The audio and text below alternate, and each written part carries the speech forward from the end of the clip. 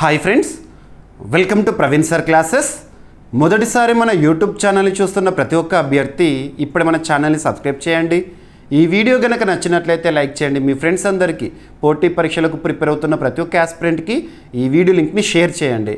ఇక ఈరోజు జూన్ 10, 2025 వార్తలు నిలిచిన జాతీయ, అంతర్జాతీయ, రాష్ట్రీయ అంశాల గురించి, వార్తలు నిలిచిన వ్యక్తులు, అవార్డులు, పుస్తకాలు, మరి క్రీడా సంబంధిత సమాచారం, ఒక్కొక్క అంశాన్ని వివరంగా తెలుసుకుందాం. అంతకంటే ముందుగా నిన్నటి డైలీ కరెంట్ అఫైర్స్ వీడియోలో అడిగిన ప్రశ్నకి వివరణతో కూడిన సమాధానాన్ని చూద్దాము. సో ఇక్కడ క్వశ్చన్ వచ్చేసి అవార్డ్స్ అండ్ హానర్స్లో భాగంగా అర్థం చేసుకోండి. ఆల్రెడీ లాస్ట్ 2 days బ్యాక్ ఈ టాపిక్ని మనం ఇన్ డీటెయిల్గా డిస్కస్ చేయడం జరిగింది మన డైలీ కరెంట్ అఫైర్స్ వీడియోలో. సో ఇక్కడ ప్రశ్నని అబ్జర్వ్ చేయండి. ఇటీవల వార్తలు నిలిచిన ససాకావా పురస్కార గ్రహీత ఎవరు? వ్యక్తి పేరు. ఈ పురస్కారాన్ని ఎవరు ప్రదానం చేస్తారు లేదా ఏ సంస్థ ప్రదానం చేయడం జరుగుతుంది? Direct question. రానున్న ఏ పోటీ పరీక్ష అయినా, ఏ స్థాయి పోటీ పరీక్ష అయినా డైరెక్ట్గా ఇదే ప్రశ్నని కూడా మీరు ఎక్స్పెక్ట్ చేయొచ్చు. సో పురస్కార గ్రహీత వచ్చేసి ప్రస్తుతం భారతదేశంలో IMD అంటాం, భారత వాతావరణ శాఖ అంటాం కదా, ఇండియన్ మెట్రలాజికల్ డిపార్ట్మెంట్ 1875లో ఏర్పాటైన సంస్థ. రీసెంట్గా జనవరి 15th రోజున 150 years సెలబ్రేషన్స్ని కూడా మనం చూసాము. అంతటి పురాతన IMD భారత వాతావరణ శాఖ ఏదైతే ఉంటుందో ఆ సంస్థకి చీఫ్గా లేదా డైరెక్టర్ జనరల్గా ప్రస్తుతం విధులు నిర్వర్తిస్తున్న మృత్యుంజయ్ మహాపాత్ర గారికి ససాకావా పురస్కారం అనేది రావడం జరిగింది. ఇటీవల పురస్కార ప్రదానోత్సవం కూడా జెనీవా, స్విట్జర్లాండ్లో జరిగింది. మరి ఏ రంగంలో విశేష కృషి చేసే వ్యక్తులకు కానీ సంస్థలకు కానీ ఈ పురస్కారాన్ని ప్రదానం చేస్తారు అంటారు? ఎగ్జామినేషన్ పాయింట్ ఆఫ్ వ్యూలో గుర్తుపెట్టుకోండి. విపత్తు నిర్వహణ విషయంలో కానివ్వండి, లేదా ఆపదల నిర్వహణ విషయంలో కానివ్వండి, విశేష కృషి చేసే వ్యక్తులకు లేదా సంస్థలకు ప్రతి ఏటా కూడా ఈ పురస్కారాన్ని ఇచ్చి సత్కరించడం జరుగుతుంది. ఏ సంస్థ అంటారు? మళ్ళీ ఇక్కడ సంస్థ గురించి చూడాలి. ఆ సంస్థ ఏంటంటే United Nations Disaster Risk Reduction. గుర్తుపెట్టుకోండి, United Nations Disaster Risk Reduction అనే సంస్థ. ఈ సంస్థ జెనీవా ఇక్కడ స్విట్జర్లాండ్ కేంద్రంగా పనిచేయడం జరుగుతుంది. సో ఈ సంస్థే విపత్తు నిర్వహణలో విశేష కృషి చేసే వ్యక్తులకి కానీ సంస్థలకి కానీ ససాకావా అనే ఒక పురస్కారాన్ని ఇచ్చి సత్కరించడం జరుగుతుంది. ఇటీవల పురస్కార ప్రదానోత్సవం కూడా, అంటే మృత్యుంజయ్ మహాపాత్ర గారికి పురస్కార ప్రదానోత్సవం కూడా జెనీవా, స్విట్జర్లాండ్లో జరిగింది. గుర్తుపెట్టుకోండి, IMD ఇయర్ గుర్తుపెట్టుకోండి 1875 జనవరి మంత్లో. రీసెంట్గా మనం లాస్ట్ జనవరి 15th రోజున దీని గురించి చూసాము. ఆ రోజునే మిషన్ మౌసమ్ని ప్రారంభించడం జరిగింది భారత ప్రధాని నరేంద్ర మోదీ గారు. ఇవన్నీ కూడా లింక్ చేసుకోండి, ఓకేనా? సో మృత్యుంజయ్ మహాపాత్ర. సో ఈ విధంగా పురస్కారాలకు సంబంధించి ఏదైనా పురస్కారం వార్తలోకి వచ్చిందంటే పురస్కారం పేరు చూడండి, ఎవరు ఆ పురస్కారాన్ని ప్రకటిస్తారు లేదా ప్రదానోత్సవం చేస్తారు, and at the same time ఏ రంగంలో విశేష కృషి చేసే వ్యక్తులకి కానీ సంస్థలకు కానీ ఆ పురస్కారాన్ని ఇచ్చి సత్కరించడం జరుగుతుంది. ఇలాంటి బేసిక్ పాయింట్స్ని చూడండి. ఇక విపత్తు నిర్వహణకు సంబంధించి అనగానే మనకు భారతదేశం విషయానికి వస్తే జాతీయ స్థాయిలో ఒక పురస్కారం ఉంది, నేతాజీ సుభాష్ చంద్రబోస్ ఆపద ప్రబంధన్ పురస్కారం అని చెప్పేసి ఈ ఏడాది గాను 2025 సంవత్సరం జనవరి 23rd రోజున పురస్కార ప్రకటన చూసాం. ఎవరికి వచ్చింది ఈ సంవత్సరం? ఇన్కాయిస్ హైదరాబాద్ కేంద్రంగా పనిచేస్తున్న ఇన్కాయిస్కి ఇచ్చి సత్కరించడం జరిగింది. ప్రతి ఏటా కూడా జనవరి 23rd అంటే నేతాజీ గారి జయంతి. ఆ రోజున విపత్తు నిర్వహణ విషయంలో విశేష కృషి చేసే వ్యక్తులకు సంస్థలకు నేతాజీ సుభాష్ చంద్రబోస్ ఆపద ప్రబంధన్ పురస్కారం, మన జాతీయ స్థాయిలో ఇచ్చే పురస్కారం ఈ సంవత్సరానికి ఇన్కాయిస్కి రావడం జరిగింది. ఇలా లింక్ చేసుకోండి ఏదైనా టాపిక్ న్యూస్లోకి వచ్చింది అంటే. అదేవిధంగా మీకు నేను క్లాసెస్ని కూడా చెప్తూనే ఉన్నాను. ప్రతిరోజు కూడా మన యూట్యూబ్ వీడియోని చూడండి. ఎవ్రీడే ఈవినింగ్ 7 o'clock మీ ముందుంటున్నాను. ప్రతి ఒక్కరు కూడా ప్రతిరోజు వీడియోని లైక్ చేసి చూడండి. మీరు నాకు ఇచ్చే సపోర్ట్, ఎంకరేజ్మెంట్ మీ లైక్ రూపంలో తెలియజేయండి. అండ్ ఇక్కడ ఇస్తున్న ప్రశ్న ఏదైతే డైలీ కరెంట్ అఫైర్స్ ప్రతిరోజు కూడా ఒక ప్రశ్న ఇస్తున్నాను. ఆ ప్రశ్న కూడా ఎలా ఇస్తున్నానంటే, రానున్న పోటీ పరీక్ష ఏదైనా, ఏ స్థాయి పోటీ పరీక్షన పలానా అంశాల నుండి తప్పనిసరిగా క్వశ్చన్ వస్తుందని దేన్నైతే నేను ఎక్స్పెక్ట్ చేస్తున్నానో వాటిని ఇక్కడ మీకు అడగడం జరుగుతుంది. చాలామంది ఆస్పిరెంట్స్, వందలాది మంది అభ్యర్థులు సమాధానం ఇస్తున్నారు కామెంట్ బాక్స్లో. బట్ నేను కోరుకునేది ఏంటంటే, వీడియో చూస్తున్న ప్రతి ఒక్క ఆస్పిరెంట్ సమాధానం ఇచ్చే ప్రయత్నం చేయండి. ఎలాగో నెక్స్ట్ డే ఎక్స్ప్లెనేషన్ అనేది ఇస్తాను కాబట్టి మీకు క్లారిటీ అనేది వస్తుంది, ఓకేనా? సో వీడియోని లైక్ చేసి ఈరోజు ఫస్ట్ టాపిక్ని చూడండి. ఎస్, ఇదంతా కూడా మీకు ఇందాక ఏదైతే నిన్న అడిగిన ప్రశ్నకి ఎక్స్ప్లెనేషన్ ఇచ్చాను ఓవరాల్గా అదంతా కూడా ఇవ్వడం జరిగింది. మీకు ఎలాగో పీడిఎఫ్లో కూడా అందుబాటులో ఉంటుంది. ఆల్రెడీ మన యాప్ గురించి మీకు తెలుసు, GVK study circle app. GVK study circle app ఇప్పటివరకు ఇన్స్టాల్ చేసుకోని వారు ఎవరైనా ఉంటే ఇన్స్టాల్ చేసుకోండి ఈరోజే. మీరు ప్లే స్టోర్లో జీవీకే స్టడీ సర్కిల్ అని టైప్ చేయండి, మీకు యాప్ అనేది విజిబుల్ అవుతుంది. లేదంటే వీడియో కింద కామెంట్ బాక్స్లో ఫస్ట్ కామెంట్లో మన యాప్ లింక్ని పోస్ట్ చేస్తాను. ఆ లింక్ క్లిక్ చేసైనా సరే మీరు యాప్ని ఇన్స్టాల్ చేసుకోండి. మీకు అన్ని కోర్సెస్ కూడా మీకు పోటీ పరీక్షల కోణంలో అద్భుతంగా అందించడం జరుగుతుంది. ఇక డైలీ కరెంట్ అఫైర్స్ మీకు డిస్కస్ చేసిన ప్రతి టాపిక్కి సంబంధించి కంప్లీట్ స్క్రిప్ట్ అనేది మీకు పీడిఎఫ్ ఫార్మాట్లో ప్రింట్ ఆప్షన్తో ఇవ్వడం జరుగుతుంది. శాంపుల్ పీడిఎఫ్స్ కూడా అందుబాటులోనే చూడవచ్చు. ఓకేనా, యాప్ ఇన్స్టాల్ చేసుకొని చూడండి. ఇక ఈరోజు first topic very very important. గత పోటీ పరీక్షలో లాస్ట్ ఇయర్ జరిగిన 2-3 పోటీ పరీక్షల్లో ఈ టాపిక్ నుండి క్వశ్చన్ అడిగారు. ఏ topic? Hall of Fame, ICC Hall of Fame పైన అడగడం జరిగింది. సో ఇక్కడ అబ్జర్వ్ చేస్తే ఈరోజు అన్ని వార్తాపత్రికల్లోనూ అన్ని టీవీ ఛానల్స్లోనూ మార్నింగ్ నుండి కూడా చూస్తున్నాము. ఐసీసీ హాల్ ఆఫ్ ఫేమ్లో ఈ సంవత్సరానికి గాను 2025 సంవత్సరానికి గాను మహేంద్ర సింగ్ ధోని గారికి చోటు దక్కింది అని చెప్పేసేసి. హాల్ ఆఫ్ ఫేమ్ అనే పదం మీరు చాలాసార్లు వినే ఉంటారు. డబ్ల్యూడబ్ల్యూఈ హాల్ ఆఫ్ ఫేమ్ అని, లేదంటే బ్యాడ్మింటన్కి సంబంధించి హాల్ ఆఫ్ ఫేమ్ కానివ్వండి, ఏదైనా ఒక రంగానికి సంబంధించి హాల్ ఆఫ్ ఫేమ్ అనే వర్డ్ని యూజ్ చేస్తున్నారంటే ఆ రంగంలో ఇక చరిత్రలో చిరస్థాయిలో నిలిచిపోయే వ్యక్తులు అన్నట్టు. ఇప్పుడు క్రికెట్కి సంబంధించి ప్రపంచవ్యాప్తంగా క్రికెట్ క్రీడను నిర్వహించేది, నియంత్రించేది ఏ సంస్థ? ఐసీసీ కదా, ఇంటర్నేషనల్ క్రికెట్ కౌన్సిల్, అంతర్జాతీయ క్రికెట్ మండలి అంటాం. 1909లో ఏర్పాటైంది, దుబాయ్ కేంద్రంగా పనిచేస్తుంది. ప్రస్తుతం ఐసీసీకి చీఫ్గా జైషా గారు విధులు నిర్వర్తిస్తున్నారు. మరి అలాంటి ఐసీసీ ప్రతి ఏటా కూడా 2009 నుండి ప్రతి ఏటా కూడా క్రికెటర్స్ ఎవరైతే ఉంటారో క్రికెట్ చరిత్రలో తమకంటూ ప్రత్యేక పేజీలను అంకితం చేసుకున్న వారు ఎవరైతే ఉంటారో వారిని గుర్తించి ఇక క్రికెట్ చరిత్రలో చిరస్థాయిగా ఉండిపోవాలని చెప్పేసి హాల్ ఆఫ్ ఫేమ్గా ప్రకటిస్తుంది ఎవ్రీ ఇయర్ కూడా. అలా ఈ సంవత్సరానికి 2025 సంవత్సరానికి గాను ఏడుగురు క్రికెటర్లకి హాల్ ఆఫ్ ఫేమ్లో చోటు కల్పించింది. అంటే ఇక వీళ్ళు క్రికెట్ చరిత్రలో చిరస్థాయిలో నిలిచిపోతారన్నట్టు. వాళ్ళ ఇంపాక్ట్ అనేది జనరేషన్స్ పైన పడుతుంది. అంతటి ఇంపాక్ట్ చూపించిన క్రికెటర్స్ అందులో 7 కదా ఈ సంవత్సరానికి 2025 సంవత్సరానికి గాను ఐసీసీ హాల్ ఆఫ్ ఫేమ్లో ఎంతమందికి చోటు ఇచ్చింది అంటారు? 7. ఆ 7 ఒకరు మన భారతదేశానికి సంబంధించి ఐసీసీ ఈవెంట్స్ దాదాపు అన్ని ఫార్మాట్లో కూడా కప్పులను గెలిచిన వ్యక్తి మహేంద్ర సింగ్ ధోని. ధోని అనగానే తెలియని ఒక వైబ్రేషన్ మనలో కనబడుతుంది.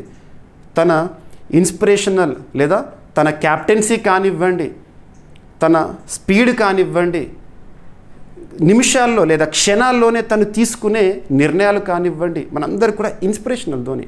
అలాంటి ధోని మనకు వన్డే వరల్డ్ కప్ని తీసుకొచ్చాడు భారత్కి 2011లో, 2007లో మొట్టమొదటి T20 వరల్డ్ కప్ తీసుకొచ్చాడు, ఛాంపియన్స్ ట్రోఫీని తీసుకొచ్చాడు. ఇవన్నీ కూడా మనకు తెలుసు. ఇక చెన్నై సూపర్ కింగ్స్ ఫ్రాంచైజీ లెవెల్కి వస్తే ఐపీఎల్లో చెన్నై సూపర్ కింగ్స్కి 5 సార్లు టైటిళ్లను అందించిన వ్యక్తి. అటువంటి ధోని క్రికెట్ పైన చూపించిన ఇంపాక్ట్ అనేది మనందరికీ తెలుసు, ఎంతటి ప్రభావాన్ని చూపించాడో తెలుసు. సో ధోనికి ఈ సంవత్సరం ఐసీసీ హాల్ ఆఫ్ ఫేమ్ 7 ఒకరిగా. ఇక నెక్స్ట్ వచ్చేసేసి సౌత్ ఆఫ్రికాకి సంబంధించి, దక్షిణాఫ్రికా దేశానికి సంబంధించి హషీమ్ ఆమ్లా ఓపెనింగ్ బ్యాట్స్మన్గా పరిచయస్తుడు and at the same time test క్రికెట్లో కూడా తనకంటూ ప్రత్యేక గుర్తింపు తీసుకున్న వ్యక్తి బ్యాట్స్మన్ హషీమ్ ఆమ్లా. ఏ జాతీయ జట్టు అంటారు? South Africa. అదే సౌత్ ఆఫ్రికా నుండి ఇంకొక పర్సన్ క్యాప్టెన్గా మనందరికీ పరిచయం, ఓపెనింగ్ లెఫ్ట్ హ్యాండ్ బ్యాట్స్మన్గా మనందరికీ పరిచయం గ్రేమ్ స్మిత్. 3వ వ్యక్తి గుర్తుంచుకోండి, గ్రేమ్ స్మిత్, సౌత్ ఆఫ్రికా. ఇక నెక్స్ట్ వచ్చేసి డానియల్ విటోరీ. కామన్గా క్రికెట్లో స్పిరిట్ ఆఫ్ క్రికెట్గా ప్రతిసారి కూడా ఐసీసీ నుండి పురస్కారం గెలుచుకునే జట్టు ఏదంటే న్యూజిలాండ్. చాలా కూల్ జట్టు, స్పోర్టివ్ స్పిరిట్ని చూపిస్తూ ఉంటారు. అటువంటి న్యూజిలాండ్ క్రికెట్ నుండి డానియల్ విటోరీ ఒక స్పిన్నర్, లెఫ్ట్ హ్యాండ్ స్పిన్నర్, మనందరికీ తెలుసు. ఇక నెక్స్ట్ వచ్చేసి ఆస్ట్రేలియా. ఒకప్పుడు 10 ఏళ్ల కింద ఆస్ట్రేలియా అంటేనే గడగడలాడేవారు ఒక్కొక్కరు. ఆస్ట్రేలియాతో తలపడుతున్నాము, క్రికెట్ ఆడుతున్నామంటేనే అసలు గెలుపునే ఆలోచనకే చాలా దూరం ఉండేవారు. అటువంటి ఆస్ట్రేలియా, లెజెండరీ టీమ్గా ఉన్న ఆస్ట్రేలియాలో opening batsman, left hand batsman Matthew Hayden 5th పర్సన్గా గుర్తుంచుకోండి ఆస్ట్రేలియాకి సంబంధించి. ఇక 5 పురుషులు, 2 మహిళలు. ఆ 2 ఎవరంటే ఒకరు వచ్చేసేసి సారా టేలర్ ఇంగ్లాండ్కి సంబంధించి విమెన్స్ క్రికెట్లో తనకంటూ ప్రత్యేక గుర్తింపు పొందిన వ్యక్తి, ఇంగ్లాండ్ సారా టేలర్. నెక్స్ట్ సనా మీర్ వచ్చేసేసి పాకిస్తాన్కి సంబంధించిన క్రికెటర్, విమెన్స్ క్రికెటర్ గుర్తుంచుకోండి. సో ఈ 7 పేర్లు, వారు ఏ దేశానికి చెందినవారు అండ్ ప్రత్యేకత చూడండి సరిపోతుంది. ఐసీసీ హాల్ ఆఫ్ ఫేమ్ 2025లో 7 మన ధోని ఇంపార్టెంట్ గుర్తుపెట్టుకోండి.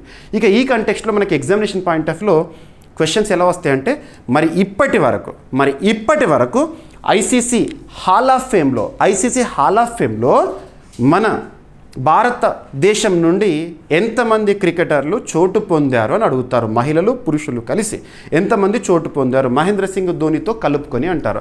So 11th person Mahendra Singh Dhoni. మరి అంతకంటే ముందు ఉన్న 11 మంది పేర్లు కూడా తెలియాలి కదా. సో అవేంటో ఇప్పుడు చూద్దాము. అండ్ ప్రతి ఒక్కరు మన వాట్సాప్ ఛానల్ని ఫాలో అవ్వండి. మీకు వాట్సాప్ ఛానల్లో కాంపిటేటివ్ ఎగ్జామినేషన్కి యూస్ఫుల్గా ఉండే చాలా ఇన్ఫర్మేషన్ ఇస్తున్నాను. ఈరోజు మార్నింగ్ ఒక పోల్ క్వశ్చన్ కండక్ట్ చేశాను. ఇక ఇప్పటి నుండి పోల్ క్వశ్చన్స్ కూడా అడుగుతూ ఉంటున్నాను మధ్యలో. సో పోల్ క్వశ్చన్ ఇచ్చాను మన వాట్సాప్ ఛానల్లో, ఇదే క్వశ్చన్ అడిగాను. ఇప్పటి వరకు మన భారతదేశం నుండి లేదా ఇండియన్ క్రికెట్ నుండి ఐసీసీ హాల్ ఆఫ్ ఫేమ్లో ఎంతమంది చోటు పొందారు ఇంక్లూడింగ్ ధోని అని అన్నాను. So 11 is the answer. మీరు చూడొచ్చు. సో మీకు వాట్సాప్ ఛానల్ లింక్ని కూడా కామెంట్ బాక్స్లో ఫస్ట్ కామెంట్లో పిన్ చేస్తాను, లింక్ క్లిక్ చేసి ఫాలో అవ్వండి. ఓకేనా? ఇక చూడండి. So Indian players inducted into the Hall of Fame of ICC Hall of ఫేమ్లో ఇప్పటి వరకు చోటు పొందిన 11వ వ్యక్తి ఎవరు? మహేంద్ర సింగ్ ధోని కదా, జార్ఖండ్ డైనమైట్ అంటాము. మరి అంతకంటే ముందున్న 10 మంది పేర్లు కూడా చూడండి. సో ఫస్ట్ సునీల్ గవాస్కర్ పేరు గుర్తుంచుకోండి. సునీల్ గవాస్కర్ లిటిల్ మాస్టర్ అంటాం మనం. Bishan Singh Bedi, Kapil Dev, Anil Kumble, Rahul Dravid, Sachin Tendulkar master blaster, next Vinoo Mankad, next Diana Edulji, next Virender Sehwag, Neetu David, Mahendra Singh Dhoni. Total 11 మంది పేర్లు తప్పనిసరిగా గుర్తుపెట్టుకోండి, ఎగ్జామినేషన్లో రావచ్చు. ఓకేనా? అండ్ ఇక్కడ నేను ఏదైతే ఎక్స్ప్లెయిన్ చేస్తానో అదంతా కూడా ఒకసారి ఓవరాల్గా చూడండి. సో భారత క్రికెట్ చరిత్రలోనే అత్యుత్తమ కెప్టెన్గా, ఎస్ అబ్సల్యూట్లీ భారత క్రికెట్ చరిత్రలో ద బెస్ట్ కెప్టెన్గా ఇప్పటి వరకు ఎవరు ఉన్నారంటే captain cool MS Dhoni, Mahendra Singh Dhoni ప్రతిష్టాత్మక ఐసీసీ హాల్ ఆఫ్ ఫేమ్లో చోటు పొందడం జరిగింది. ధోని భారత్కు 3 అంతర్జాతీయ ఐసీసీ ట్రోఫీలు అందించిన ఏకైక కెప్టెన్. T20 వరల్డ్ కప్ అందించారు 2007లో, 2011లో వన్డే వరల్డ్ కప్ అందించాడు. At the same time champions ట్రోఫీలో కూడా భారత్ గెలుచుకోవడం జరిగింది. సో ఇక్కడ అబ్జర్వ్ చేస్తే ధోని క్యాప్టెన్సీలోని ముఖ్య విజయాలు గుర్తుపెట్టుకోండి. ఏ సంవత్సరం ఏంటో కూడా పేర్కొన్నాను. ఇక 2025లో ఐసీసీ హాల్ ఆఫ్ ఫేమ్లోకి ఎంపికైన ఆటగాళ్ళు ఎవరైతే ఉంటారో వాళ్ళ గురించి మీకు ఇందాక ఓరల్గా చెప్పాను కదా, స్క్రిప్ట్. ఎస్. ఇక హాల్ ఆఫ్ ఫేమ్ అనేది 2009లో ప్రవేశపెట్టడం జరిగింది ఐసీసీ. ఇక ఐసీసీ ప్రధాన కేంద్రం వచ్చేసి దుబాయ్, యుఏఈ. ఎస్. క్రికెట్లో అత్యుత్తమ క్రీడాకారులుగా నిలిచిన ఆటగాళ్లకు ఇచ్చే అత్యున్నత గౌరవమే Hall of Fame, NF. Captain cool ఈ సంవత్సరానికి గాను. ఇక నెక్స్ట్ ఎకానమీలో ఇంపార్టెంట్ అండ్ పురోగతికి సంబంధించి ఇటీవల మనం చూసాము 11 సార్లు అని చెప్పేసి. భారతదేశంలో మోదీ ప్రభుత్వం వచ్చి 11 సంవత్సరాలు పూర్తయింది, 11 వసంతాలు పూర్తయింది. ఈ సందర్భంగా ప్రతి రంగంలో కూడా మనం సాధించిన పురోగతి, ఈ 11 ఏళ్లలో మనం ఎంతటి పురోగతి సాధించామని చెప్పేసి ప్రెస్ ఇన్ఫర్మేషన్ బ్యూరోలో మనం రోజుకొకటి చూస్తున్నాము. ప్రెస్ ఇన్ఫర్మేషన్ బ్యూరో ప్రతి ఒక్కరు కూడా చూడండి, లేదంటే మన క్లాసెస్ని రోజు చూడండి, నేను మొత్తం కవర్ చేస్తున్నాను. ప్రెస్ ఇన్ఫర్మేషన్ బ్యూరో అనేది అఫీషియల్గా గవర్నమెంట్కి సంబంధించి అఫీషియల్ పాలసీస్ కానీ స్కీమ్స్ కానీ ఈచ్ అండ్ ఎవ్రీ మినిస్ట్రీకి సంబంధించి ఏ రోజు ఆ రోజు చూస్తూ ఉంటాము. చాలా టాపిక్స్ ఉంటాయి. మరి వాటిని పోటీ పరీక్షల కోణంలో వేటిని ఎంపిక చేసుకోవాలంటే మన క్లాస్లో వాటన్నిటిని కూడా ఎక్స్ప్లెయిన్ చేస్తున్నాను. పిఏబి కూడా కవర్ చేస్తున్నాను. ఓకేనా? సో ఇక్కడ అబ్జర్వ్ చేస్తే భారతదేశంలో ఆహార ధాన్యాల ఉత్పత్తికి సంబంధించి పురోగతి లాస్ట్ 11 ఇయర్స్లో ఎలా ఉంది, లాస్ట్ 20 ఇయర్స్లో ఎలా ఉంది అని చెప్పేసి. సో ఉదాహరణకు తీసుకోండి. మిలియన్ టన్స్లో 2004-2005 ఆర్థిక సంవత్సరంలో భారతదేశంలో ఆహార ధాన్యాల ఉత్పత్తి అంటే గ్రెయిన్ ప్రొడక్షన్ వచ్చేసి ఆ సంవత్సరం 2004-05 ఫినాన్షియల్ ఇయర్లో 204.6 టన్నులు అంటాం. 6 టన్నులు, మిలియన్ టన్నులు. ఇక 2014-15 ఫినాన్షియల్ ఇయర్ అంటే అప్పుడు ఆ సమయంలోనే ఇక నరేంద్ర మోదీ గారి ప్రభుత్వం రావడం జరిగింది కేంద్రంలో. అప్పుడు 265.05 మిలియన్ టన్నుల ఫుడ్ గ్రెయిన్ ప్రొడక్షన్. ఇక ఇప్పటికి చూస్తే ఇక 2023-2024 ఫినాన్షియల్ ఇయర్ క్లోజ్ అయ్యేసరికి 347.44 మిలియన్ టన్నుల ఆహార ధాన్యాలు మన భారతదేశంలో ఉత్పత్తి చేయడం జరిగింది. గుర్తుంచుకోండి. Ministry of information and broadcasting వారు అఫీషియల్గా ఇచ్చిన స్లైడ్ ఇది. మీరు చూడొచ్చు, ప్రెస్ ఇన్ఫర్మేషన్ బ్యూరోలో కనబడుతుంది. ఓకేనా? ఇక్కడ అబ్జర్వ్ చేస్తే major crops include rice, wheat, jowar, bajra, maize, ragi, barley, gram, tur, pulses, groundnut, soybean ఇవన్నీ కూడా. ఇక భారతదేశంలో గత 11 ఏళ్లలో ఆహార ధాన్యాల ఉత్పత్తి అనేది గణనీయంగా పెరిగిందంట. 2014-15లో 265.05 మిలియన్ టన్నుల నుంచి 2024-25 ఆర్థిక సంవత్సరం వరకు, లాస్ట్ ఇయర్ కూడా సేమ్ ఇదే, 2023-2024 వరకు కూడా అదే 347.44 మిలియన్ టన్నుల ఆహార ధాన్యాల ఉత్పత్తిని మనం సాధించగలిగామంట. ఇది దాదాపు 31% స్థిరమైన వృద్ధిని సూచిస్తుందంట. గుర్తుపెట్టుకోండి. ఓకేనా? వ్యవసాయ రంగంలో మెరుగైన పద్ధతులు, ఆధునిక సాంకేతిక పరిజ్ఞానము, మెరుగైన నీటిపారుదల వసతులు, విత్తనాల నాణ్యత వల్ల ఉత్పత్తి అనేది గణనీయంగా పెరిగిందంట. గుర్తుంచుకోండి. దాదాపు 2023-2024లో, 2024-2025లో almost more than 300 million tons ఉత్పత్తి చేయగలిగాం మనం. ఎస్, ప్రపంచంలో భారత్ బియ్యము, గోధుమలు, చెరుకు, పప్పు ధాన్యాలు, పండ్లు, కూరగాయల ఉత్పత్తులు అగ్రగామిగా ఉంది. హరిత విప్లవం, గ్రీన్ రెవల్యూషన్ 1960s, 1966 ఆ టైంలో మనకు ముఖ్యంగా హరిత విప్లవం ఎక్కువగా నార్థన్ ప్లేసెస్ ఆఫ్ ఇండియాలో చూస్తాము. గోధుమ అనేది చాలా బెనిఫిట్ అయిపోయింది. ఓకేనా? దశకాల్లో భారత వ్యవసాయ రంగం భారీ పురోగతి అనేది సాధించిందంట. ఓకేనా? ఇక నెక్స్ట్ న్యూ బేస్ ఇయర్స్ అనేవి న్యూస్లోకి వచ్చినాయి. బేస్ ఇయర్, ఆధార సంవత్సరం అంటాము, బేస్ ఇయర్స్. సో ఆధార సంవత్సరం మార్పు అనే ఒక అంశాన్ని మనం తరచూ వార్తాపత్రికల్లో చూస్తూ ఉన్నాము. ఇక అఫీషియల్గా నిన్నటి రోజున కేంద్ర ప్రభుత్వం ప్రకటించింది బేస్ ఇయర్స్. కామన్ మనం జీడిపి అన్నామనుకోండి, గ్రాస్ డొమెస్టిక్ ప్రోడక్ట్ అని చెప్పేసి చూస్తూ ఉంటాము. జీడిపిని బేస్ ఇయర్ ఆధారంగా కొలవడం అన్నామనుకోండి, అంటే కాన్స్టెంట్ ప్రైజెస్లో కొలిసామనుకోండి, మనకు రియల్ జీడిపి అనేది వస్తుంది. రియల్ అంటే ఒక ఆధార సంవత్సరం ఆధార సంవత్సరం జీడిపికి ఇప్పటివరకు మనం చూస్తుంది 2011-12 ఆధార సంవత్సరం. ఇప్పుడు ఆ ఆధార సంవత్సరాన్ని మార్చడం జరుగుతుంది. సో ఎలా మార్పులు జరగబోతున్నాయో చూద్దాం. సో బేస్ ఇయర్ అంటే ఆధార సంవత్సరం, అంటే ఆ ధరల్లో కొలవడం అన్నట్టు. సో ఇక్కడ అబ్జర్వ్ చేస్తే కేంద్ర గణాంక కార్యక్రమ అమలు మంత్రిత్వ శాఖ, ministry of statistics and programme implementation. So కేంద్ర ప్రభుత్వం ఆధ్వర్యంలో పనిచేస్తున్న ఒక ప్రత్యేక మంత్రిత్వ శాఖ ministry of statistics and programme implementation వారు ప్రధాన ఆర్థిక సూచికలు ఏవైతే ఉంటాయో, జీడిపి కానివ్వండి, gross domestic product, consumer price index కానివ్వండి, ఐఐపి కానివ్వండి, వీటికి కొత్త బేస్ ఇయర్ని ప్రకటించారంట. సో ఇక్కడ చూడండి, జీడిపి కోసం ఇక కొత్త బేస్ ఇయర్ అనేది మనం ఏం చూస్తామంటే 2022-2023. గతంలో ఏముండే 2011-12 ఉండే కదా, ఇప్పుడు దాని కాస్త 2022-2023 బేస్ ఇయర్గా మనం కౌంట్ చేస్తాము. ఎప్పటి నుండి ఇది? సో 2026 ఫిబ్రవరి 27 నుండి మనం చూస్తూ ఉంటాము. ఇక ఐఐపి, పరిశ్రమల ఉత్పత్తి సూచిక ఏదైతే ఉంటుందో, బేస్ ఇయర్ అనేది 2022-2023 ఇయర్గా చూడడం జరుగుతుంది. బేస్ ఇయర్ ఇది కూడా 2026-2027 ఫినాన్షియల్ ఇయర్ నుండి చూస్తాము. సో ఈ బేస్ ఇయర్ని ఇప్పటి నుండి అమల్లోకి తెస్తారన్నట్టు. ఈ బేస్ ఇయర్ నుండి ఇప్పటి నుండి అమల్లోకి తెస్తారన్నట్టు. అండ్ కన్జ్యూమర్ ప్రైస్ ఇండెక్స్, వినియోగదారుల ధరల సూచి బేస్ ఇయర్ వచ్చేసి ఆధారంగా చూస్తూ ఉంటాం. 2026 మొదటి త్రైమాసికం ఆధారంగా చూస్తారంట. గుర్తుంచుకోండి. ఓకేనా? సో కన్జ్యూమర్ ప్రైస్ ఇండెక్స్ 2023-2024ని చూస్తారు. అది 2026 మొదటి త్రైమాసికంలోకి రావడం జరుగుతుంది. కొత్త సిపిఐ బాస్కెట్ను HCES 2023-2024 అంటే house hold consumption and expenditure survey ఆధారంగా రూపొందిస్తారట. కొన్ని మార్పులు కూడా తీసుకొచ్చారు. జీడిపి క్యాలిక్యులేషన్లో మార్పులు కానివ్వండి, సిపిఐ కొలిసేటప్పుడు మార్పులు కానివ్వండి, ఇవన్నీ కూడా వచ్చినాయి. సో ఎకానమీలో మీకు ఇవన్నీ పద్ధతులు ఎలా కొలుస్తారు, జీడిపిని ఎలా కొలుస్తారు, అవన్నీ కూడా ఐడియా ఉండి ఉంటుంది. సో మనం కరెంట్ అఫైర్స్ కొన్నప్పుడు ఇక్కడ డిస్కస్ చేద్దాము. మీకు ఆ కాన్సెప్ట్ని డెప్త్గా చూడండి, వేటిని కన్సిడర్ చేస్తారు, వేటిని మైనస్ చేస్తారు. సిపిఐ బాస్కెట్లో ప్రభుత్వం అందించే ఇల్లు తొలగించి, అంటే ప్రభుత్వం ఇళ్లను మనకు అందిస్తుంది కదా, వాటిని కాకుండా గ్రామీణ ప్రాంతాల అద్దె నివాస ధరలు కూడా కలుపుతారంట. ప్రజా పంపిణీ వ్యవస్థ, పబ్లిక్ డిస్ట్రిబ్యూషన్ సిస్టమ్ ద్వారా ఉచితంగా లభించే వస్తువులను సిపిఐలో చేర్చడంపై చర్చ అనేది జరుగుతుందంట. ఇక కొత్త డేటా ఆధారాలు ఏంటంటే జీడిపి లెక్కింపులో జిఎస్టీ డేటా, ప్రస్తుతం మనం జిఎస్టీ చూస్తున్నాం ఎవ్రీవేర్, ఈ వాహన్ పోర్టల్, యూపీఐ లావాదేవీలు అంటే ఎన్పిసిఐ ఆధారంగా, ఓకేనా, national payments corporation of India ఉంటుంది, వారి అధికారిక గణాంకాల ఆధారంగా చూస్తారంట. సో సిపిఐకి కన్జ్యూమర్ ప్రైస్ ఇండెక్స్కి ఇంటర్నెట్ వేదికలు, విమాన టిక్కెట్లు అండ్ రైలు టికెట్స్, ఓటీటీ ధరల వంటి డేటాను కూడా పరిశీలిస్తున్నారంట. పెట్రోల్, డీజిల్, ఎల్పిజి ధరలకు సంబంధించి ప్రత్యక్షంగా ప్రభుత్వ రికార్డులు వినియోగిస్తారంట. ఓకేనా. సర్వీసెస్ రంగం వార్షిక సర్వే ఏదైతే ఉంటుందో GS10 ఆధారంగా రూపొందిస్తారంట. ఇక పూర్తి స్థాయిలో జనవరి 2026 నుండి ప్రారంభిస్తారు, ఫలితాలు 2027లో వస్తాయి. ఇక ఆర్థిక జనగణన ఎకనామిక్ సెన్సస్ని కనుక మనం చూస్తే డిజిటల్ విధానంలో మొబైల్ ద్వారా నిర్వహణ చేస్తారంట, గుర్తుపెట్టుకోండి. ఎస్,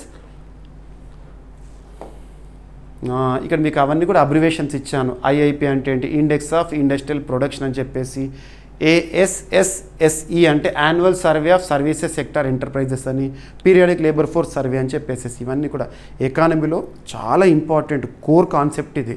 సో చూడండి, మనం కరెంట్ అఫైర్స్ పాయింట్ ఆఫ్ వ్యూలో మీకు ఇక్కడ చెప్పిన ఈ బేస్ ఇయర్స్ ఏవైతే ఉంటాయో వీటిని గుర్తుపెట్టుకునే ప్రయత్నం చేయండి.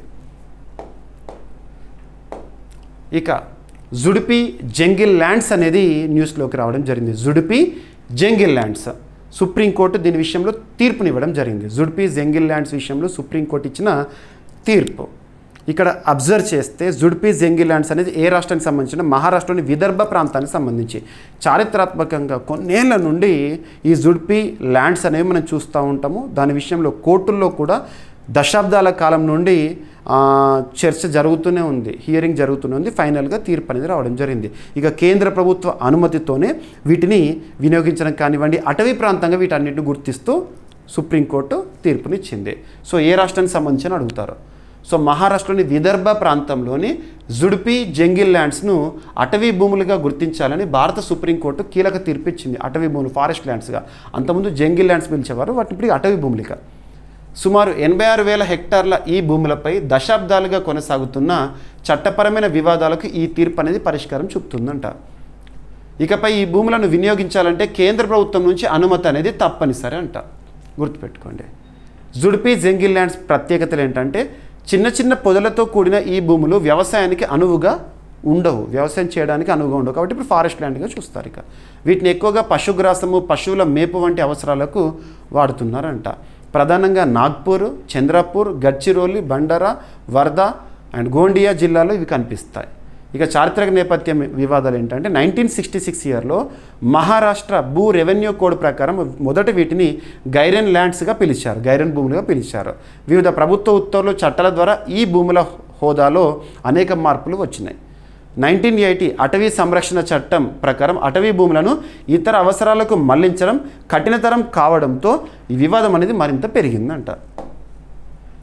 తీర్పు ప్రాముఖ్యత ఏంటంటే, అటవీ భూముల పరిరక్షణ, వాటి వినియోగంపై నియంత్రణ విధించడం ద్వారా పర్యావరణాన్ని సంరక్షించేందుకు ఈ తీర్పు అనేది దోహదం చేస్తుంది. ఈ భూములను ఇతర అవసరాలకు వినియోగించే ముందు కేంద్ర ప్రభుత్వం అనుమతి అనేది తప్పనిసరి అనేది ఉంది, గుర్తుంచుకోండి. సో జుడిపి ల్యాండ్స్ ఎక్కడ అని చెప్పేసి చట్టాలు చూడండి. ఏదైనా చట్టం గురించి ముఖ్యంగా నీటికి సంబంధించి కానీ, అడవులకి సంబంధించి కానివ్వండి, గాలికి సంబంధించి కానీ చట్టాలు చూస్తున్నప్పుడు, ఏ చట్టమైనా సరే మీరు దేశంలో ఏ చట్టం గురించి నేర్చుకుంటున్నప్పుడైనా కన్సర్న్ ఇయర్ అనేది గుర్తుపెట్టుకోండి, ఓకేనా. ఇక రక్షణ రంగానికి సంబంధించి అమెరికాలోని బోయింగ్ సంస్థ నుండి కొనుగోలుకు ఆమోదముద్ర పడుతూ రక్షణ శాఖ ఇచ్చిన సమాచారం. రక్షణ శాఖ ఆమోదముద్ర తెలిపింది బోయింగ్ సంస్థ నుండి ఐస్టార్ విమాన కొనుగోళ్లకు సంబంధించి. రక్షణ రంగానికి సంబంధించి క్వశ్చన్స్ లేకుండా ఏ పోటీ పరీక్ష కూడా ఉండదు. ముఖ్యంగా రక్షణ రంగానికి సంబంధించి మనం ఏ టాపిక్స్ చూస్తున్నాం, ఇటీవల కాలంలో వార్తలు నిలుస్తున్న విన్యాసాలు ఇంపార్టెంట్. రీసెంట్ మనం నొమాడిక్ ఎలిఫెంట్ గురించి చూసాము. And at the same time రక్షణ రంగ దిగుమతులు, మన రక్షణ రంగ అవసరాలు తీర్చుకోవడంలో భాగంగా వివిధ దేశాల నుండి దిగుమతులు చేసుకుంటున్నాం, డిఫెన్స్ ఇంపోర్ట్స్ అంటాం.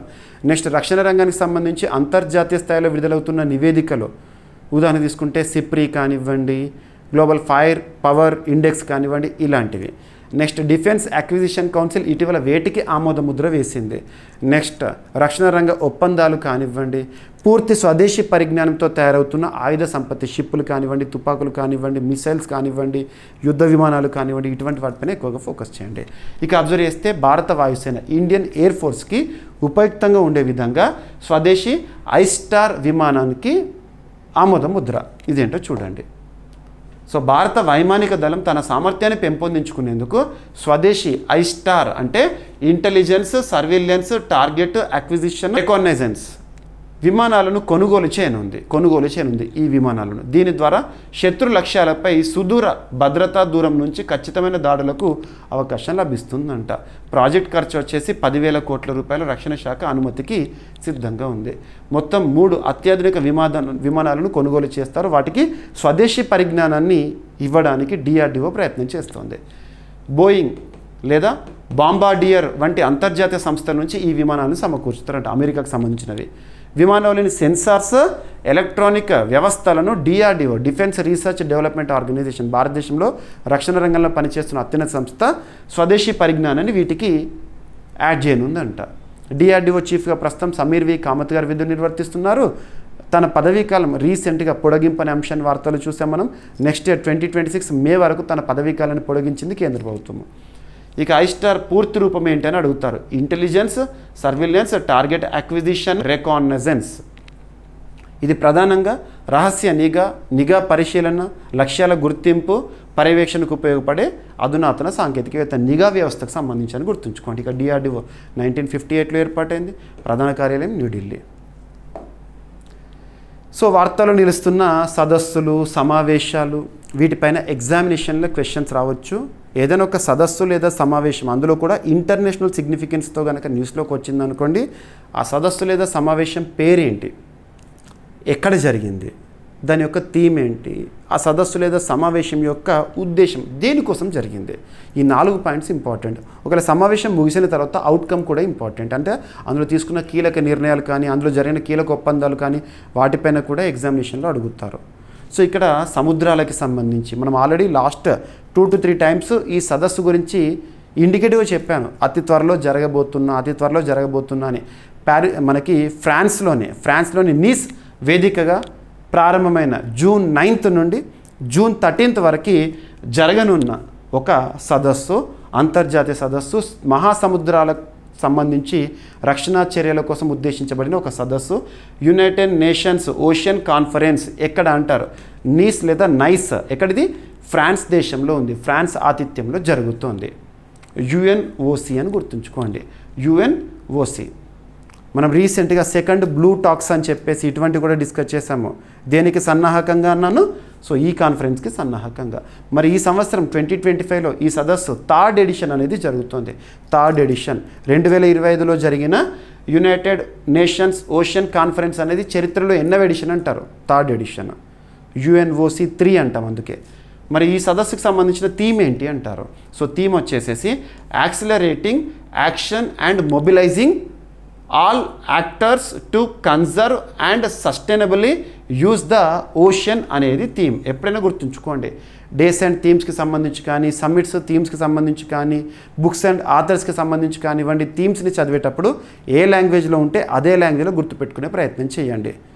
ఖచ్చితంగా ఇంగ్లీష్లో ఉంటే ఇంగ్లీష్లోనే చూడండి థీమ్ విషయానికి వస్తే.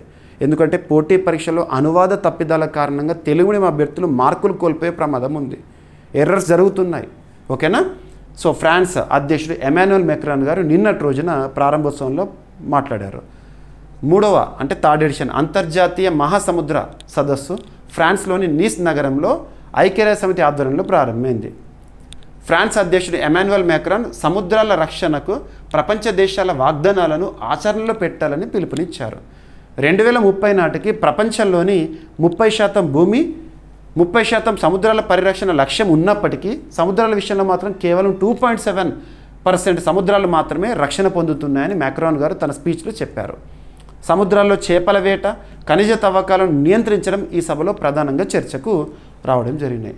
సో సముద్రంలో తవ్వకాలు కానివ్వండి, మత్స్య వేట గురించి కానివ్వండి, ఇటువంటి వాటి 2023లో కుదిరిన అంతర్జాతీయ సముద్ర జలాల పరిరక్షణ ఒప్పందం ముసాయిదాకు ఈ మహాసముద్ర సదస్సులో ఆమోదం తెలపాల్సి ఉంది. ఒప్పందం అమలుకు కనీసం 60 దేశాలు ఆమోదించాల్సి ఉండగా ఇప్పటి వరకు 32 దేశాలు మాత్రమే ఆ ఒప్పందంపై సంతకాలు చేసినాయి. ఫ్రాన్స్, సౌత్ కొరియా, ఐరోపా సమాఖ్య ఆమోదించినప్పటికీ భారత్, అమెరికా వంటి విశాల సముద్ర తీర ప్రాంతాలు కలిగిన దేశాలు ఇంకా ఆమోదించలేదు. ఇండియా సముద్ర తీర ప్రాంతం ఉంటుంది కదా, India is queen of Indian ocean, 3 వైపులా కూడా సముద్రమే, ఇండియా ఈజ్ పెనిన్సులా. ఓకేనా. ఈ మహాసముద్ర సదస్సులో ప్లాస్టిక్ కాలుష్య నియంత్రణ, సముద్ర తవ్వకాల నియంత్రణ, వాతావరణ మార్పుల ప్రభావానికి గురైన ద్వీప దేశాలకు నిధుల కేటాయింపు అనే అంశాల కోసం జరిగింది, గుర్తుంచుకోండి. ఓకేనా. ఇక నెక్స్ట్ ఒక యాప్, ఐఐటి వారు అభివృద్ధి చేసిన యాప్. ఐఐటీస్ తరచూ వార్తలు నిలుస్తున్న అంశాలపైన పోటీ పరీక్షలకు ప్రిపేర్ అవుతున్న అభ్యర్థులు ప్రత్యేక శ్రద్ధను చూపండి. తరచూ వార్తలు నిలుస్తున్న అంశాల్లో IITs, Indian institute of technologies వారి యొక్క ఇన్నోవేషన్స్ ముఖ్యంగా కరోనా విపత్కర పరిస్థితుల కాలం నుండి తరచూ వార్తల్లోకి వస్తున్నాయి. ఇక్కడ ఏంటంటే పొల్యూషన్ని కట్టడి చేయడానికి అని అనుకోవచ్చు. అందులో భాగంగా మనం చేసే ప్రయాణం ఉంటుంది కదా, ఆ ప్రయాణంలో కాలుష్య నియంత్రణ చర్యల కోసం ఉద్దేశించబడిందని చెప్పవచ్చు. ఆ యాప్ పేరు ఏంటంటే drum app dynamic route planning for urban green mobility. Urban green mobility కోసం మన రూట్ని ప్లాన్ చేయడానికి ఉద్దేశించబడిన ఒక యాప్.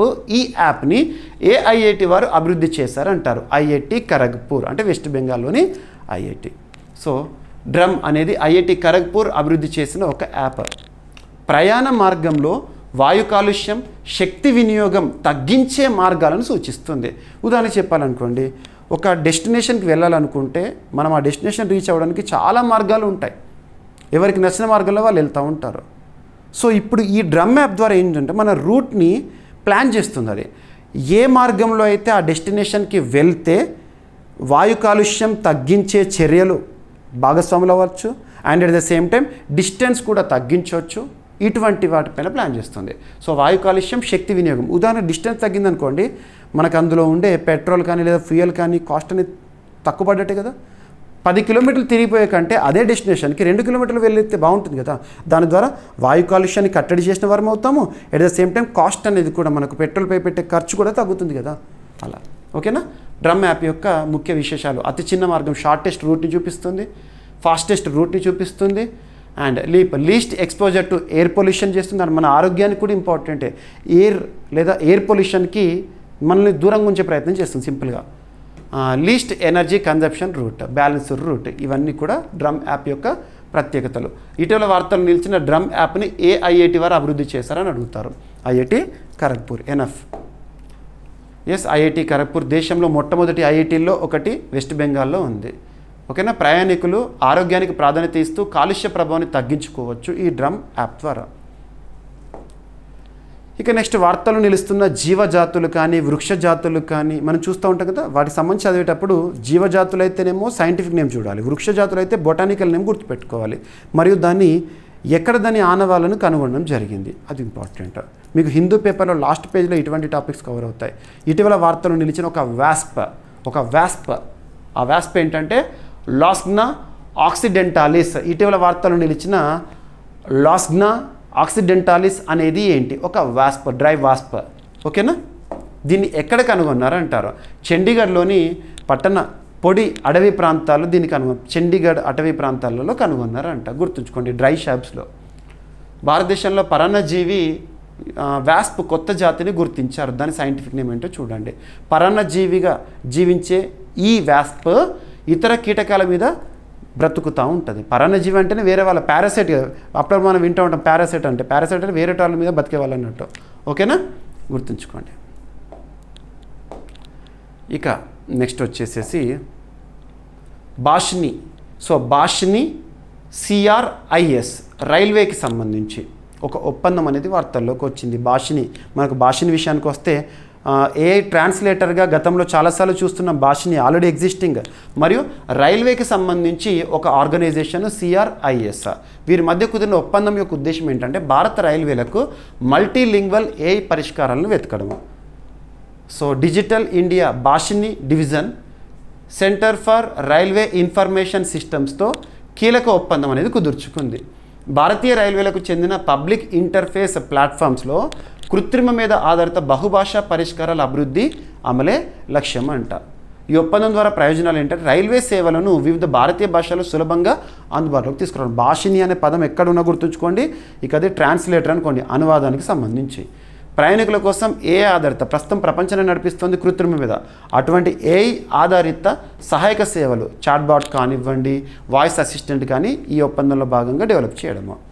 డిజిటల్ పరివర్తనలో భాషాపరమైన సమ్మిళిత అభివృద్ధికి తోడ్పాటును అందించడం. ఇక భాషని విషయానికి వస్తే డిజిటల్ ఇండియా భాషని భారత ప్రభుత్వ డిజిటల్ ఇండియా కార్యక్రమంలో భాగము వివిధ భారతీయ భాషల్లో ఏఐ ఆధారిత పరిష్కారాల అభివృద్ధి ధ్యేయం.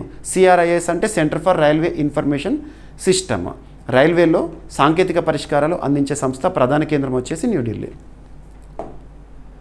ఇక 3 సంస్థల మధ్య కుదిరిన ఒప్పందము ఒక ప్లాంట్ ఏర్పాటు కోసం, ఒక రీసెర్చ్ సెంటర్ ఏర్పాటుకు సంబంధించింది. ఆ రీసెర్చ్ సెంటర్ పేరు ఏంటంటే బీజ్ అనుసంధాన్ కేంద్ర. బీజ్ అనుసంధాన్ కేంద్ర ఒక రీసెర్చ్ సెంటర్. దీనికోసం కుదిరిన ఒక ఒప్పందం ఏ సంస్థల మధ్య అంటే ICRISAT, IFFCO and BBSSL. So చూడండి, సో ఇక్రిసాట్ అంటే international crops research institute for semi arid tropics. మన హైదరాబాద్ కేంద్రంగా ఇక్రిసాట్ పనిచేస్తుంది, మనం చాలాసార్లు చూస్తున్నాం కదా. And next IFFCO, Indian farmers fertiliser corporation limited, భారతదేశంలో అతిపెద్ద రైతు సహకార సంస్థ అది. నెక్స్ట్ వచ్చేసి BBSSL అంటే భారతీయ బీజ్ సహకారి సమితి లిమిటెడ్, భారతదేశంలో రైతులకు విత్తనాల సరఫరా అభివృద్ధి కార్యక్రమాలు నిర్వహించే ఒక సహకార సంస్థ. ఈ 3 సంస్థల ఫుల్ ఫామ్స్ గుర్తుంచుకోండి. 3 కూడా మనకు అబ్జర్వ్ చేస్తే 3 హైదరాబాద్ కేంద్రంగా పనిచేస్తుంది ఇక్రిసాట్, మిగతా 2 వచ్చేసి న్యూఢిల్లీ కేంద్రంగా పనిచేస్తున్నాయి. సో రీసెంట్గా ఇక్రిసాట్ హైదరాబాద్, ఇఫ్కో న్యూఢిల్లీ, BBSSL న్యూఢిల్లీ సంస్థలు కలిసి గుజరాత్ రాష్ట్రంలోని కలోల్ అనే ప్రాంతంలో అత్యాధునిక మోడర్న్ విత్తన పరిశోధన కేంద్రం, సో సీడ్ రీసెర్చ్ సెంటర్, దాని పేరేంటి బీజ్ అనుసంధాన్ కేంద్రాన్ని ఏర్పాటు చేసేందుకు ఒక త్రైపాక్షిక, అంటే 3 పార్టీస్ ఉన్నాయి కదా, 3 పార్టీస్ అంటే ఇక్రిసాట్, ఇఫ్కో, BBSL. సో వీటి మధ్య కుదిరిన ఒప్పందము. బీజ్ అనుసంధాన్ కేంద్ర ద్వారా అత్యాధునిక సాంకేతిక పరిజ్ఞానంతో విత్తన పరిశోధన అభివృద్ధి కార్యక్రమాలను చేపట్టనున్నారంట, గుర్తుంచుకోండి. ఇక తెలంగాణలో లాస్ట్ 1.5 year నుండి హైడ్రా అనే పదం సంచలనము. సో ముఖ్యంగా బఫర్ లెవెల్లో కానివ్వండి, ఫుల్ ట్యాంక్ లెవెల్లో కానివ్వండి, ఈ పదాలు కూడా మనకు సుపరిచితమే. ముఖ్యంగా చెరువు భూములను ఆక్రమించుకోవడం కానివ్వండి, లేదా నదికి సంబంధించి చుట్టుపక్కల ప్రాంతాలను ఆక్యుపై చేసుకునే వారిని కానివ్వండి, ఆ బిల్డింగ్స్ని కూల్చివేస్తూ వార్తలకు వస్తుంది. హైడ్రా ఫుల్ ఫామ్ ఏంటి అంటారు. హైడ్రాకి సంబంధించి రీసెంట్గా హైడ్రా న్యూ లోగో అన్వీల్ కూడా మనం చూసాం, కొత్త లోగోను ఆవిష్కరించారు. హైడ్రాకి ప్రస్తుతం కమిషనర్గా రంగనాథ్ గారు విధులు నిర్వర్తిస్తున్నారు.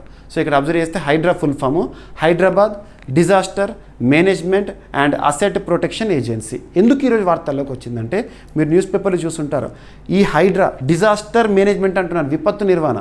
మరి ఇప్పుడు వర్షాకాలం స్టార్ట్ అవుతుంది కదా, ఇక వర్షాలు స్టార్ట్ అయిన మీరు ఇప్పుడు హైదరాబాద్లో చూడండి, నాలాలో పడి పలానా వ్యక్తి మాయమని, అదృశ్యమని, చనిపోయడం చూస్తూ ఉంటాము. ఇక హైదరాబాద్లో వర్షాకాలంలో విపరీతమైన వరదలు, అర్బన్ ఫ్లడ్డింగ్ ఇటువంటివి చూస్తాం. మరి ఈ సమయంలో విపత్తుల సమయంలో, వర్షాకాల సమయంలో హైడ్రా ప్రత్యేకంగా సంరక్షణ చర్యలు లేదా ఆ ప్రాంతాల్లో ఎటువంటి ప్రమాదాలు జరగకుండా చూసుకునే బాధ్యతని హైడ్రాకి అప్పగించారు. ఓకేనా. సో హైదరాబాద్ నగరంలోని వర్షాకాల నిర్వహణ బాధ్యతలను హైడ్రాకు అప్పగించడం జరిగింది. ఈ మేరకు తెలంగాణ పురపాలక శాఖ కమిషనర్ ఇలంబర్తి అధికారిక ఉత్తర్వులను జారీ చేశారు. హైడ్రా నిర్వహించే బాధ్యతలు ఏంటంటే నగరంలో వరద నీటి నిల్వ నియంత్రణ, నాలాల్లో పూడికతీత పనులు, వర్షం కారణంగా రహదారులపై ఏర్పడే బురద తొలగింపు, కూలిన చెట్ల తొలగింపు, ఇవన్నీ కూడా హైడ్రా చూసుకోవాలి. ఇక వార్తలు నిలిచిన అవార్డ్స్, వ్యక్తులు, క్రీడా సంబంధిత అంశము. సో 2024 సంవత్సరానికి గాను మాతృభూమి సాహిత్య పురస్కార గ్రహీతగా ఎవరు వార్తలు నిలిచారని అడుగుతారు. ఈ ప్రతిష్టాత్మక పురస్కారం సాహిత్య రంగంలో ఇచ్చే పురస్కారము మాతృభూమి సాహిత్య పురస్కారాన్ని 2001 సంవత్సరంలో ప్రారంభించారు. మరి 2024 సంవత్సరానికి గాను 2025 సంవత్సరంలో అనౌన్స్మెంట్తో న్యూస్లోకి వచ్చారు. ఆ ఆథర్ పేరు లేదా రచయిత పేరు ఏంటి అంటారు, సారా జోసెఫ్. 2024 ఇయర్కి గాను మాతృభూమి లిటరరీ పురస్కార గ్రహీతగా వార్తల్లోకి వచ్చారు. మానిటరీ ప్రైజ్ వచ్చేసి అంటే పురస్కారంలో భాగంగా ద్రవ్య పురస్కారం ఉంటుంది కదా, అంటే నగదు పురస్కారం ఉంటుంది కదా, 3 లక్షల రూపాయల నగదు. సో ప్రఖ్యాత రచయిత్రి సారా జోసెఫ్ 2024 సంవత్సరానికి గాను ప్రతిష్టాత్మక మాతృభూమి సాహిత్య పురస్కారాన్ని అందుకున్నారు. జ్ఞానపీఠ పురస్కార గ్రహీత ఒడియా ప్రముఖ రచయిత్రి ప్రతిభా రే చేతుల మీదుగా పురస్కార ప్రదానోత్సవం అనేది జరిగింది. ఈ పురస్కారంలో భాగంగా 3 లక్షల రూపాయల నగదును కూడా పొందడం జరిగింది. సారా జోసెఫ్ కేరళలో మహిళా హక్కుల ఉద్యమంలో కీలక పాత్ర పోషించారు. తన కళాన్ని ఎక్కుపెడుతూ సమాజంలో చోటు చేసుకున్న పరిస్థితులను మన కళ్ళకు కట్టినట్టుగా చూపించడంలో గుర్తింపు పొందారు.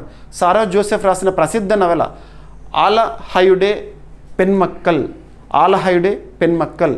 2003 సంవత్సరంలో సాహిత్య అకాడమీ పురస్కారాన్ని కూడా గెలుచుకోవడం జరిగింది. దేశవ్యాప్తంగా పలు ప్రముఖ పురస్కారాల గ్రహీతగా సారా జోసెఫ్ గారు ఇప్పటికే నిలిచారు.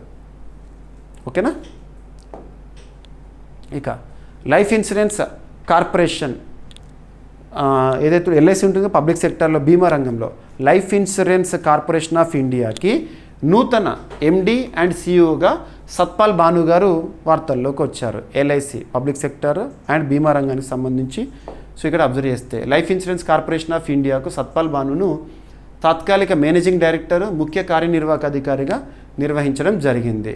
ఓకేనా, గుర్తుపెట్టుకోండి. జూన్ 8 నుండి 3 నెలల పాటు తాత్కాలిక ప్రాతిపదికన తనని నియమించడం జరిగింది. ఓకేనా.